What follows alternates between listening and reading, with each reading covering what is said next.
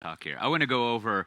I don't know. I guess you could think of it as some of the findings of about the last or so years ago of my research. Now I'm not a scientist, and I don't really know how math works, so you can take research to mean whatever you think. But just my observations and talking with people and trying to collect together how, in particular, large organizations work on what I would call their meatware, right? Like software is fun and hardware is great, but oftentimes it's the people and the organization and culture, as they say, the way they think that needs to be reprogrammed as well in order to improve the way that they do their software. And if you care about this kind of thing, improve the way the organization functions, either for profit or for not profit. But I'm just going to go over kind of three areas: how people think about software, how they think about how they run that software, the infrastructure part of things.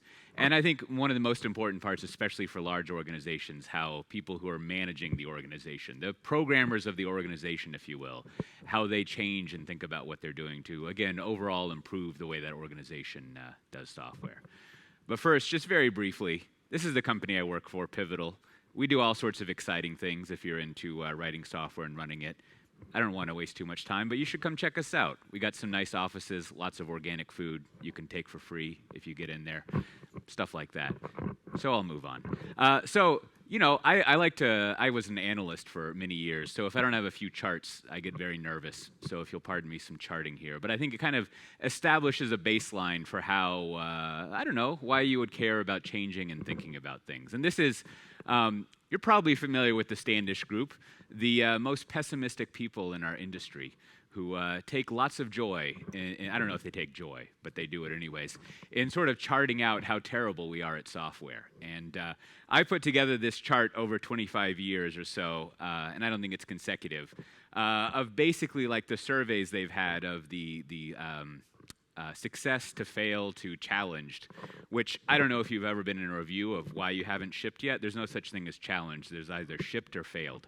But kind of over the past 25 or so years of what it looks like. And, if you look at this, there's a couple of things. One, there's a lot of failure or lack of success, if you will. But two, we haven't really changed that much. Like we've kind of, despite all the advances that we have and all the great studies of things and containers and cloud and Kubernetes and whatever, we're still holding pretty strong. Although I guess it ends at 2015, so maybe it's dramatically gotten fixed by this point.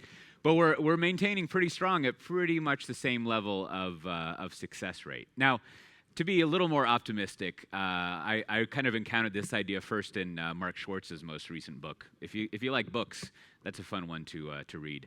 And instead, he sort of alluded to this idea that maybe we're interpreting this data wrong, which is to say if we really understand the way software works, which is to say no one really knows what they're doing, it's highly unpredictable, and you're basically constantly working on software to figure out what problem you're solving and how to solve it appropriately. Maybe the way we should interpret is more like this, that essentially the success that we see as far as meeting schedule and budget and feature set is just people just having dumb luck. Like, if you remember that movie where they, hit the sewer line when they're escaping prison, they got dumb luck there. And you fix up your hair in the bathroom and all that. But anyways, maybe the success rate is really just people who got lucky.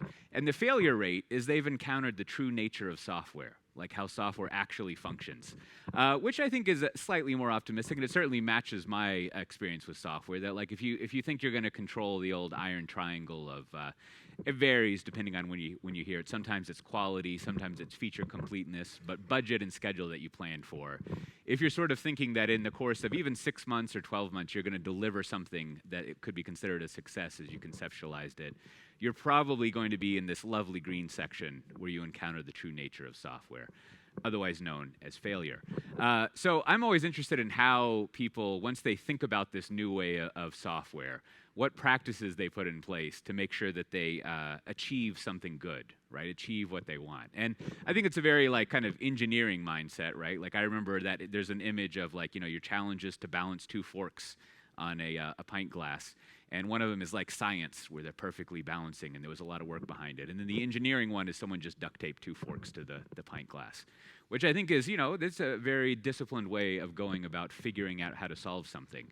And so one of the first things that I encounter in organizations who are doing software much better, who are improving, is they have this shift from thinking about that kind of long-term sort of like planning ahead way of doing software or any kind of IT thing, but I'll come down to software and programming.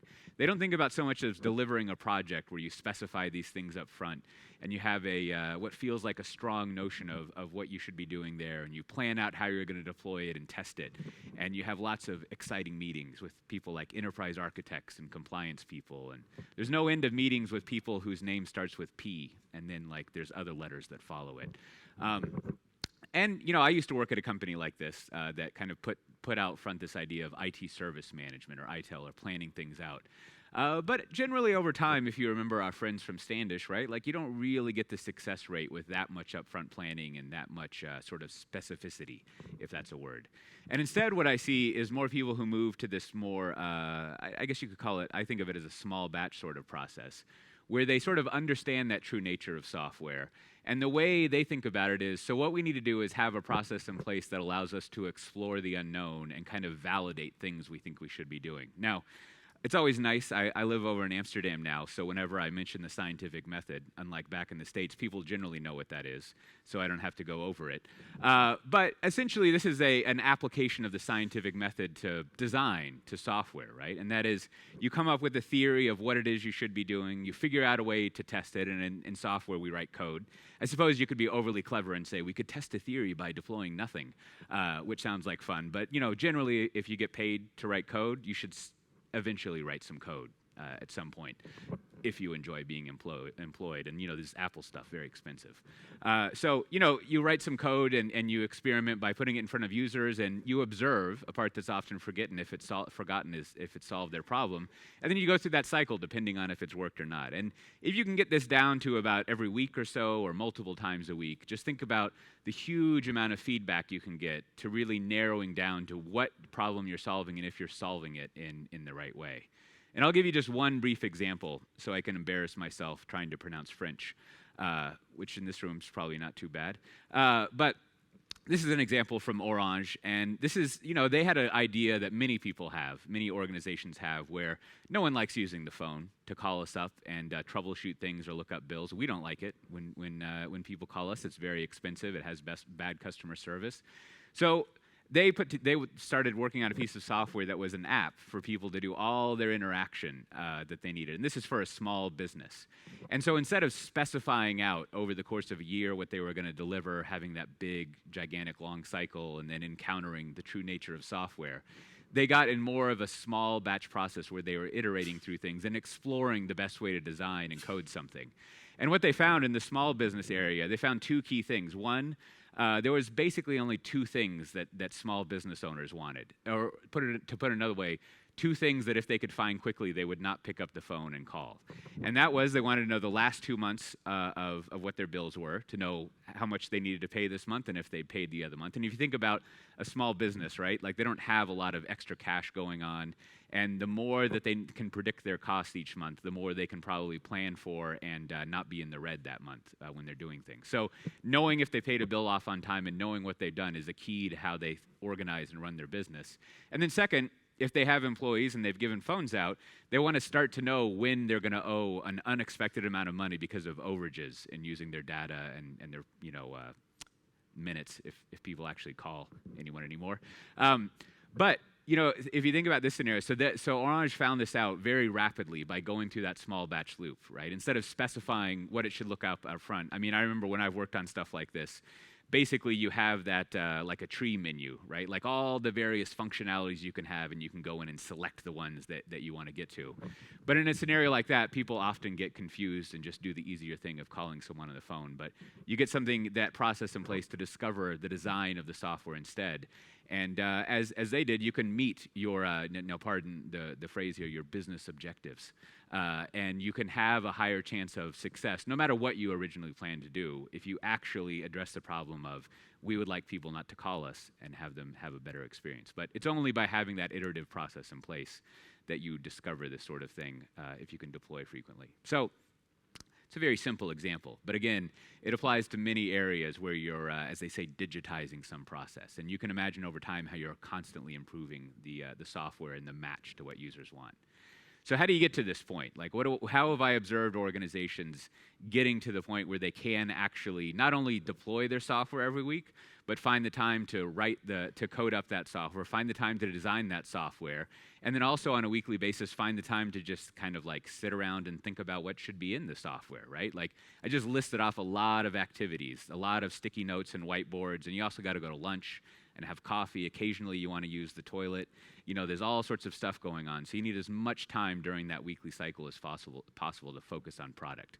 So I want to start at the bottom, and there's no judgment involved in the spatial placement of these things. It's just the way we think. I guess you could arrange it the other way, or you could reverse it over as if you'd spilled a cake on the way to your kid's birthday party. Something that thankfully has never happened to me. But anyways, we'll start at the bottom and see how you kind of lay this foundation. It's very fortunate. I was looking through some pictures, and my wife once made a replica out of cake of a bunch of kids' books.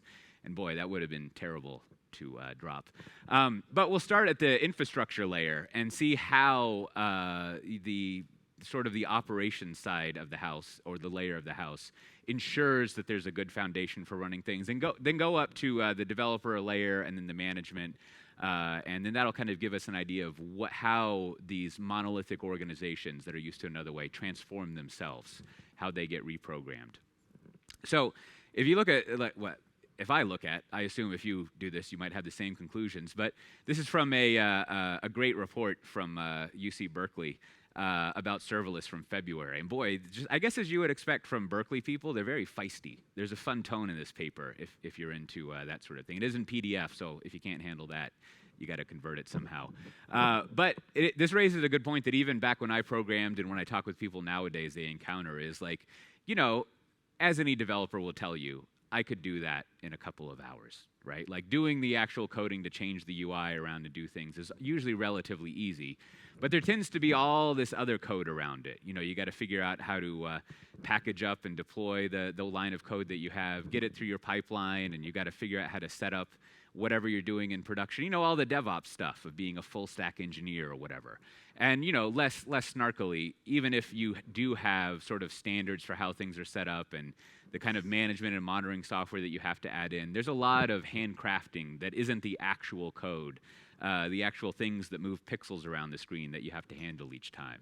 And I think that's the key thing that people have been trying to solve for over the past 10 years or so. And the issue becomes, if you look at charts, what you see from surveys is that over the past 5 years, most organizations, or maybe an average of organizations, are kind of stuck at about quarterly release cycles. So we've gotten really good over the past 20 years at speeding up release cycles, removing the toil and things like this that allow people to get releases out the door. But for the past 5 years, we haven't really advanced that much. We've kind of optimized and taken a break, as it were. And what I see organizations doing is they start to take this perspective that developers have, which is they think about, and again, from the operations perspective, instead of delivering a service through a help desk that's specified, they start thinking about what they provide as a product, right? And the customers they have, of course, are developers. And they take more of the stance of, if my job is to provide a product to developers, maybe what I should do is go talk to the customers and see what would be useful for them, right? So I want to spend time, just like you know, a development team would spend time, and if you don't do this, then here's another pro tip. Just like you would spend time with the users of your software and people doing it and understand what they're doing, we as the operations staff should do the same and build this product of a platform that we have around what they need. And this is just from this one guy, Matt Curry, who helped build a team like this at his organization. Kind of a quick overview of some of the things you would be concerned with, right?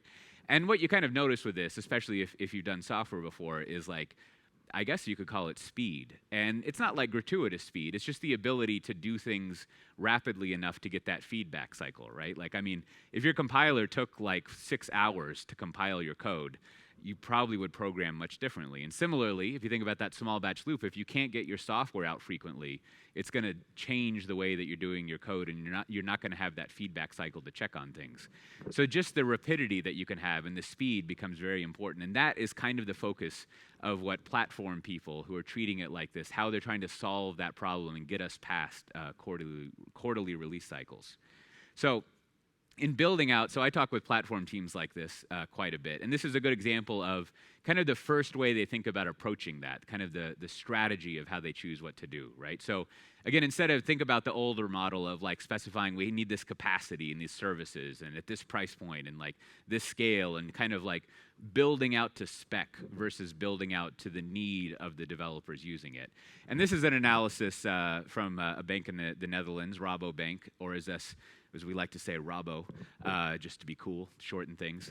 But their team went through this analysis thinking about, so what platform do we need to provide? And there's kind of these 4 types of, I guess you could think of it as APIs, but the storefront of the infrastructure that they're providing for the developers that they thought through, right? And you know, the interface to the infrastructure could be build up VMs, package those, and specify how they talk with each other, and that's kind of the deployment that you have on top of the platform.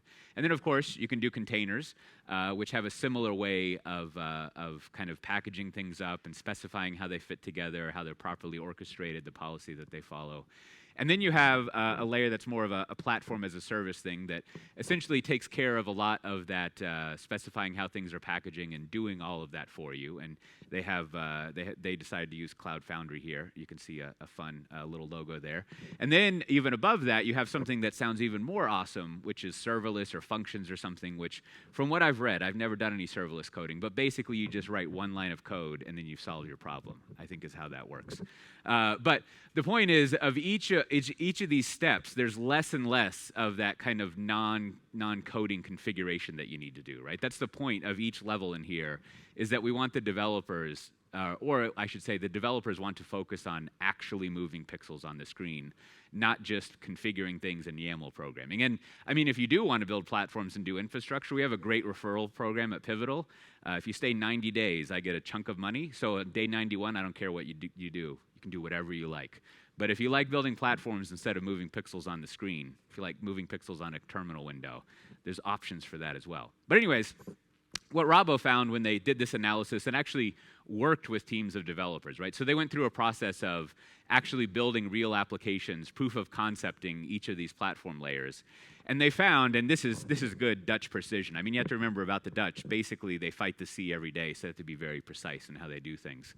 But they found that 84.962% of the use cases that developers had would fit more in this platform layer than the layer above there. And the serverless stuff was just a little too new to apply to them. And as Vincent, who presents this, will tell you, you can tell by the precision of that number that it's pretty much made up.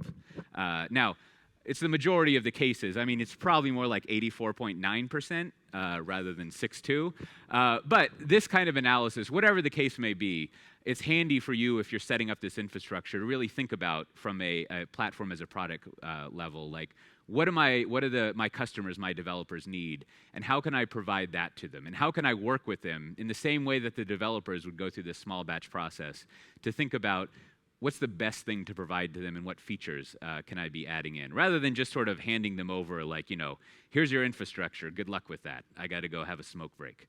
Seems like, I don't know how it is here, but operations people seem to be the ones out on the curb smoking the most.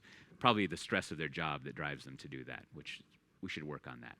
So one thing that comes up, and you know, you hear this a lot all the time, but this becomes the second most important thing ongoing, again, to free up the time from an operations perspective to actually focus on thinking about what your customers want, what your developers want, and spend the time to add those features, is you do very much so take on, as we think about it nowadays, this SRE mentality of reducing toil as much as possible, finding waste in the system, and almost prioritizing at the top of that list that anytime we have waste or toil, we need to remove that from the system as soon as possible, especially anytime we find wait time, as you can see from this example from Daimler, right, where they did a good old-fashioned value stream thing of, I mean, it's not even a value stream, it's just activity over time, of finding out, well, it's ridiculous that we have to wait like 4 days just to get a server for the developer to do things on. How could we automate that? And oftentimes, when you put this stuff up on here, as I was told one person said when they saw a value stream map of all the activities, you know, you look up there and you're like, oh, there's a whole lot of stupid up there.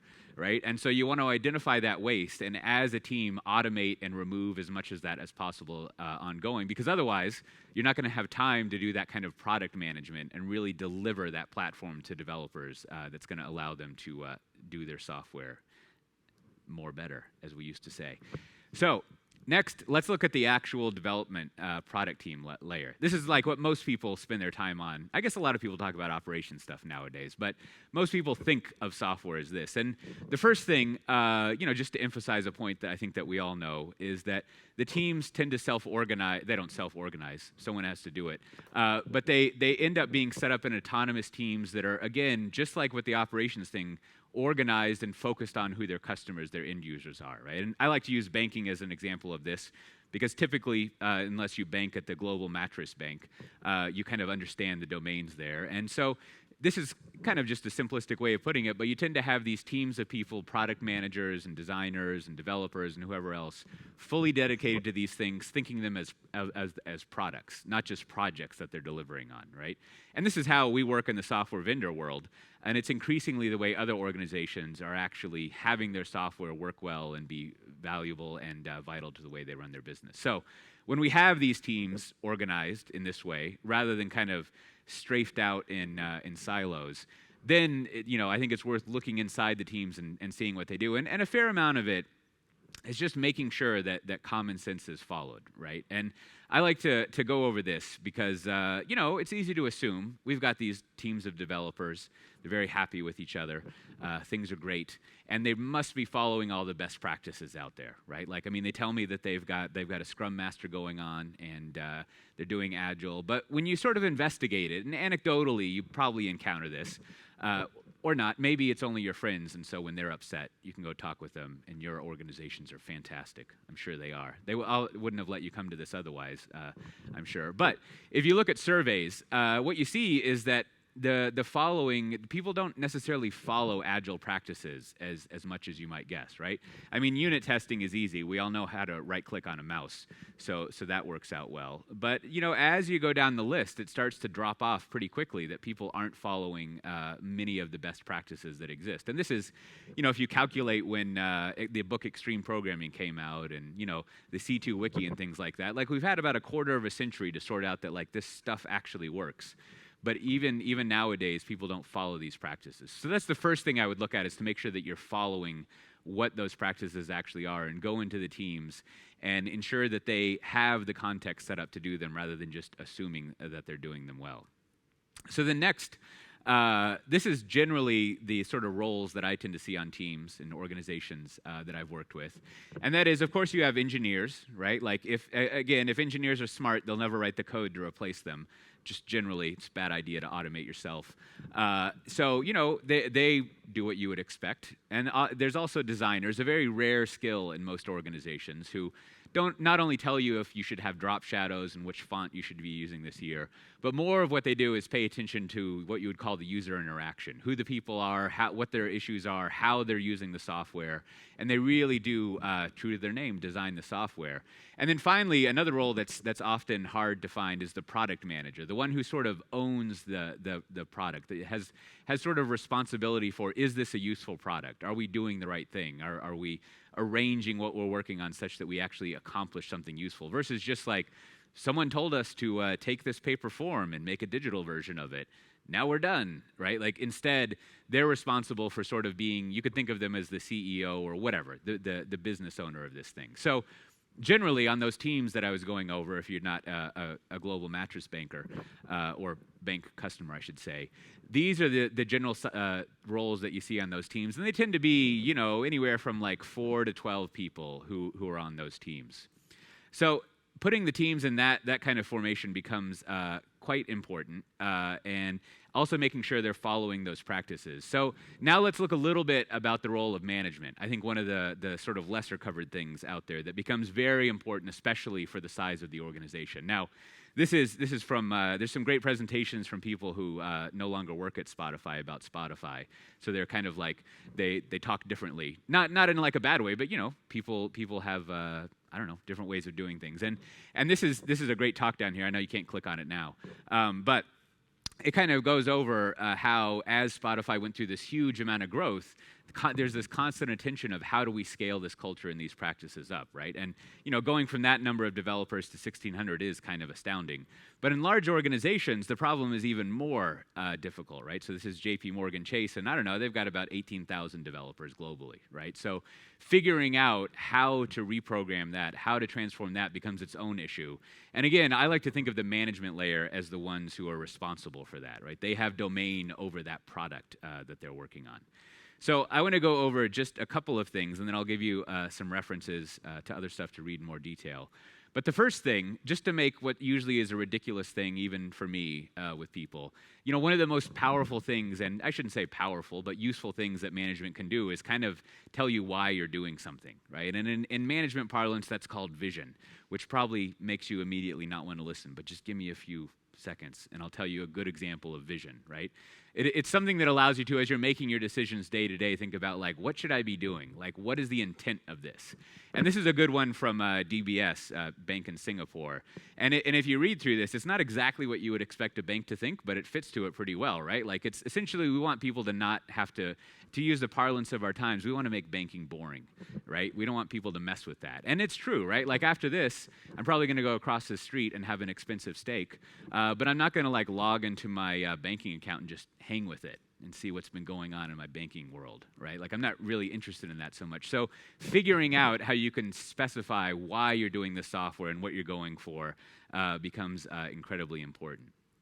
So the next, this is from the most recent DevOps report. And I think it was exciting to see this studied this year because it goes over something that I've seen over and over again over the past few years. And that is when setting up a new, when transforming how an organization goes, very commonly I see people follow this pattern of setting up a new organization and also following the pattern of let's actually start with some teams working on software and use them to seed the existing and new organizations, kind of spread out those people and the teams to really sort of grow and do this change within, rather than just kind of like showering a bunch of O'Reilly and IT Revolution books on top of them and assuming that that's going to like rearrange their brain as it concusses them and hits them. Or they read it, hopefully. But instead, you have this very deliberate practice of let's plan out the applications that we pick, the teams of people, and then let's maybe even take some of those people and seed them into other teams so that the organization learns and changes itself. I see this across several organizations, and the main pattern that I see people following is they just set up a new organization. And it's not like some sort of weird bimodal thing, but they set this organization up and they have a new set of policies and governance and a culture, and slowly they take volunteers and move those applications over to that new organization. And they tend to have pretty good results of doing that kind of way of doing things. Now, of course, you're also going to want to have a lot of pale wood. If you go back to your office and you have any dark furniture, immediately change that. You are going to fail. Also remember, day 91, I don't care what you do. We have lots of pale wood if you're interested in that kind of situation. So finally, I'll close out with one thing, but I think it's important to think about from a management perspective, and that is, and this is a new book that I'm working on that I think of as the business bottleneck. And that is, all of this sounds great. And then, the first year was cool because you had this money. And then the new annual budgeting cycle runs around. And I don't know if you've ever encountered someone from finance. I used to work in corporate strategy, so I would talk with finance people a lot. And everything that I just went over, they don't care, right? They're like, here's what I want to do. I want you to ask me for how much money you need over the next 12 months. But also, it's kind of like August. So it's more like 18 months, and then I'm going to give you that chunk of money, and then you're going to come back to me, and if you've failed, I'm going to give you less money, and if you succeeded, again, you have to justify the chunk of money that you want. So this notion that you're working on an annual cycle with the rest of your corporation, where you're trying to do things on a weekly basis, obviously is a strange mismatch.